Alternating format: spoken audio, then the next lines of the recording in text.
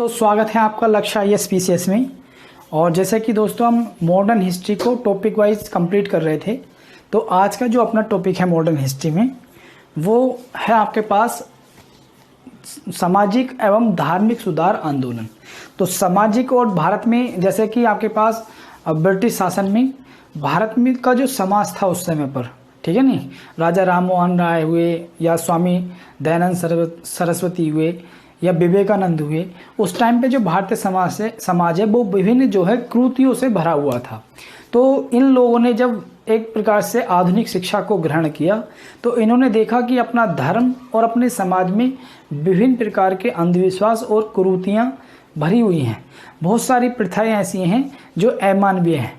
तो इन पढ़े लिखे युवकों ने जो है उन प्रथाओं के खिलाफ एक मूवमेंट चलाया।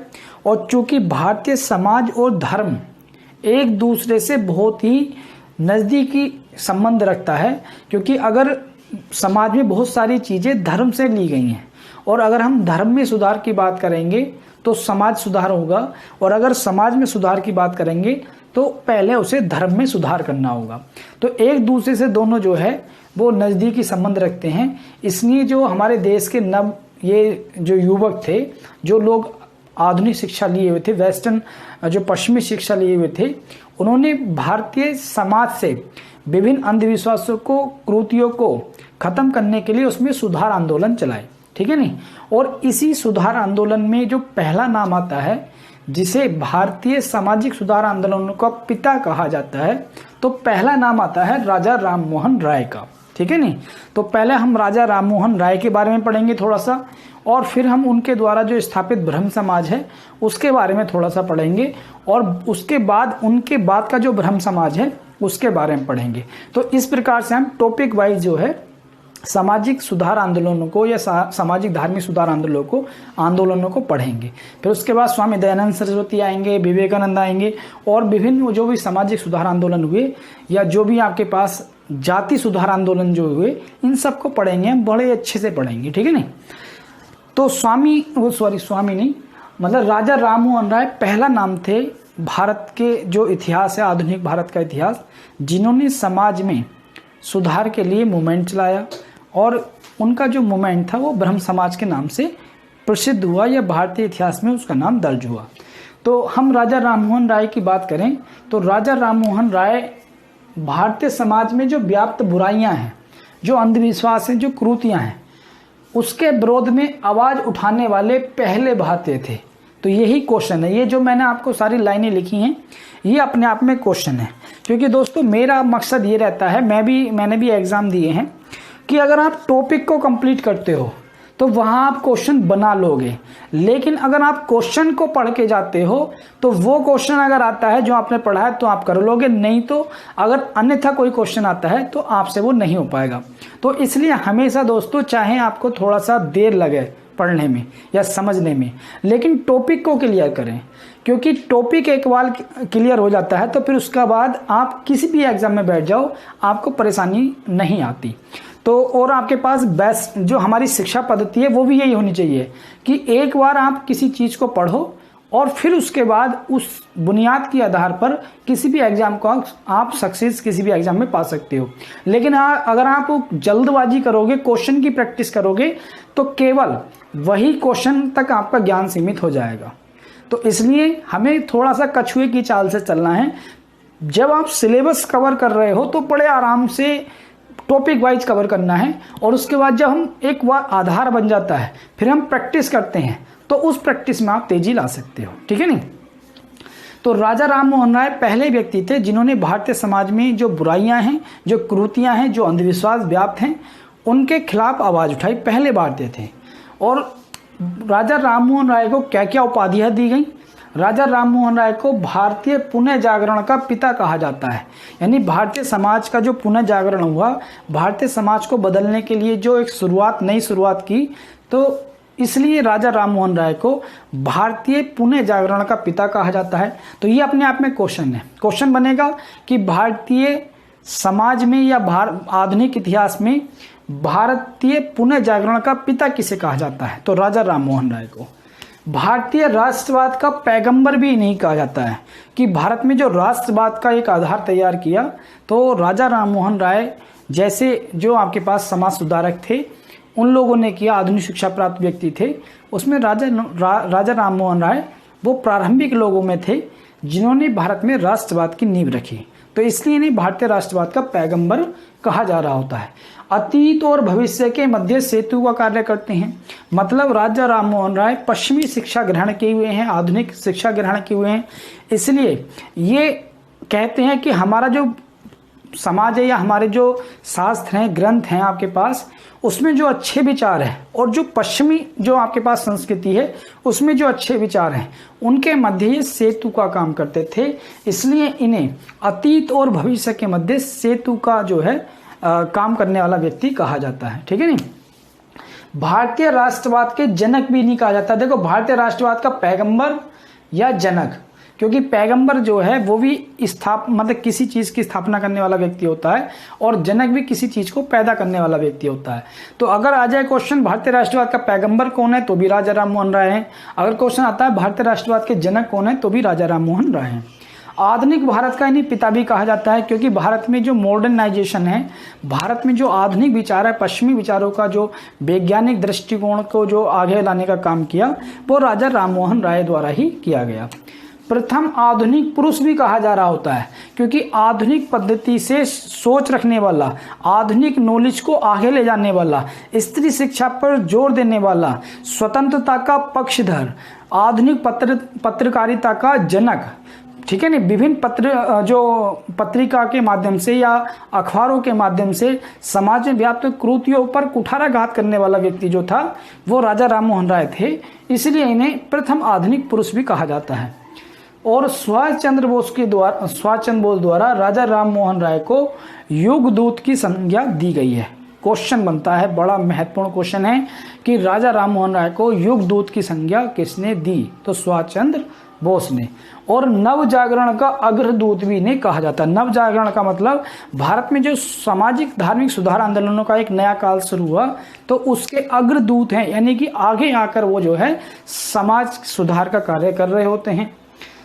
1828 में ब्रह्म समाज की स्थापना इनके द्वारा की जाती है और 1829 ईस्वी में राजा राममोहन राय के प्रयासों से सती प्रथा, जो एक उस समय कुप्रथा थी समाज में व्याप्त थी कि पत्नी पति की चिता पर ही मतलब उनके साथ ही लेटकर भस्म हो जाती थी या अग्नि को स्वीकार करती थी, तो वो जो कुप्रथा थी, पत्नी को जबरदस्ती जलाया जाता था, तो उस कुप्रथा को जो है समाप्त करने में, उसके खिलाफ कानून बनाने में राजा राममोहन राय का महत्वपूर्ण योगदान है।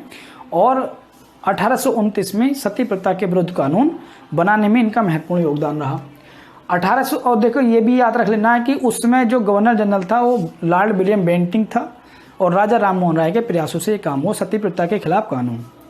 1815 ईस्वी में एक आपके पास आत्मीय सभा एक संगठन है, उसकी स्थापना करते हैं जो हिंदू धर्म में एकेश्वरवाद के मत का प्रचार करने का कार्य करता है। यानी हिंदू धर्म में आपके पास ये प्रचार करता है कि एक ही ईश्वर है और हमें उस ईश्वर निर्गुण निराकार ईश्वर की ही उपासना करनी चाहिए। ठीक है नहीं। 1816 ईस्वी में ये वेदांत सोसाइटी की स्थापना करते हैं 1816 में वेदांत सोसाइटी की स्थापना इनके द्वारा की जाती है।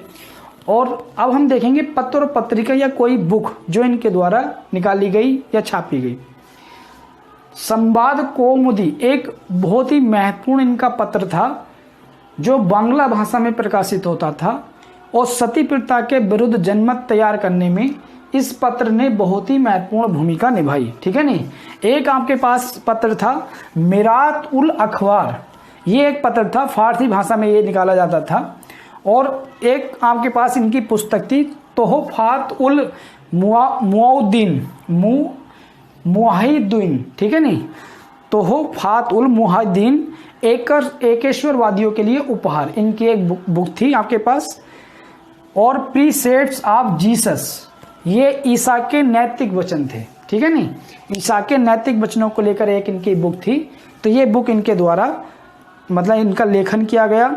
और राजा राममोहन राय को भारतीय जो पत्रकारिता है उसका अग्रदूत भी कहा जाता है, ठीक है नहीं। तो ये भी आपको याद रखना है। अब राजा राममोहन राय के द्वारा ब्रह्म समाज की स्थापना की जाती है। तो अब हम पढ़ेंगे ब्रह्म समाज को। तो 1828 ईस्वी में राजा राममोहन राय द्वारा ब्रह्म समाज की स्थापना की जाती है। और ब्रह्म समाज का जो कार्यकलाप क्या थे, सती प्रथा, बाल विवाह, बाल हत्या, विधवा प्रथा, छुआछूत और जात पात जैसी जो सामाजिक बुराइयां थीं, इनका विरोध करना ब्रह्म समाज का प्रमुख उद्देश्य था। और ब्रह्म समाज में मूर्ति पूजा और धार्मिक कर्म कांडों का भी विरोध किया जाता है, लेकिन एकेश्वरवाद पर यानी निर्गुण निराकार ईश्वर की पूजा पर जो है बल दिया जाता है। निर्गुण निराकार ईश्वर की मान्यता इसमें है ब्रह्म समाज में।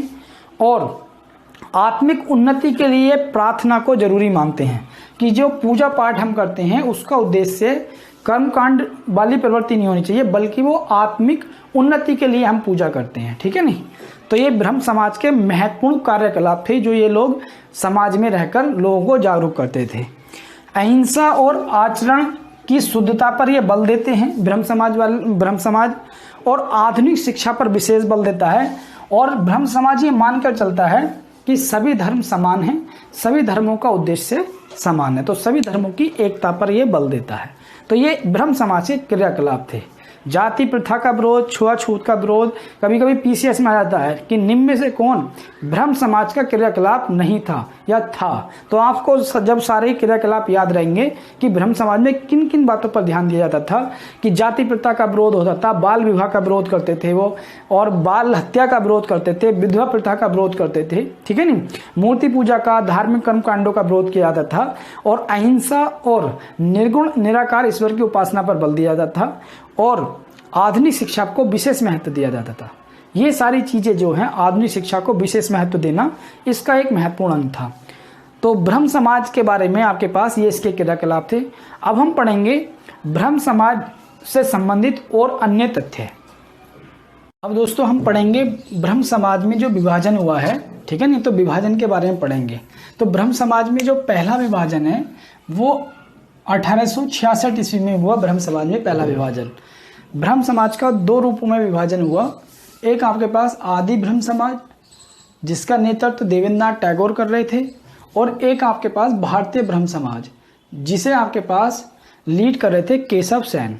केशव सेन बड़े महत्वपूर्ण आचार्य थे ब्रह्म समाज के, और बंगाल से बाहर पूरे भारत में जो ब्रह्म समाज की शाखाओं को फैलाने का श्रेय केशव सेन को ही जाता है। अब बात आती है कि विभाजन क्यों हो रहा है। तो ये विभाजन के होने के आपके पास एक मुख्य कारण था ब्रह्म विवाह अधिनियम 1872। सन 1872 में ब्रह्म समाज में एक रूल्स आया, ब्रह्म विवाह अधिनियम, जिसके तहत लड़की की शादी की उम्र 14 वर्ष और लड़के की शादी की उम्र 18 वर्ष तय की गई। लेकिन केशव सेन ने इस अधिनियम का उल्लंघन किया और अपनी बेटी की जो शादी है इन्होंने 14 वर्ष से कम की आयु में, जो बिहार में आपके पास राजा थे एक, उनसे आपके अपनी बेटी की शादी इन्होंने कर देते हैं। मतलब अपनी बेटी की शादी जो ब्रह्म समाज का जो ये अधिनियम था उसका उल्लंघन करके कम आयु में ये बाल विवाह एक प्रकार से कर देते हैं। तो इसी को आधार बनाकर बाकी ब्रह्म समाज के जो आचार्य थे उन्होंने केशव सेन का विरोध किया और ब्रह्म समाज जो है दो भागों में बट गया, ठीक है नहीं। और फिर उसके बाद ब्रह्म समाज का फिर पुनः विभाजन होता है 1878 ईस्वी में।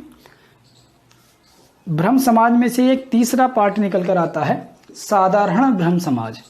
कौन कौन इससे जुड़े हुए थे? शिवनाथ शास्त्री, आनंद मोहन बोस और द्वारकानाथ गांगुली।